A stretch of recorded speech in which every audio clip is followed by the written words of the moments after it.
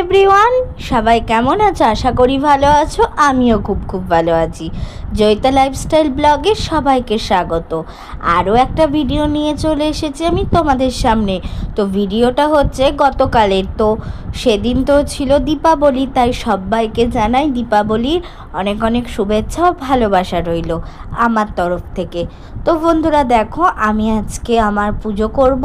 তো পুজোটা যতটুকু পারবো তোমাদের সাথে শেয়ার করব। ভালো লাগলে লাইক, কমেন্ট, শেয়ার, সাবস্ক্রাইব করে পাশে থেকো। তো চলো আমার পুরো ভিডিওটা দেখো। তো চলো দেখো, এখানে আমার ভাই স্নান করার জন্য প্রস্তুত নিচ্ছে।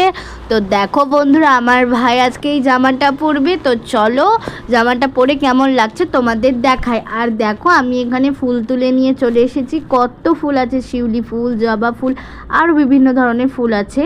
তো দেখো আমার ভাই স্নান করে নিচ্ছে। তো চলো স্নানটা করে নিক।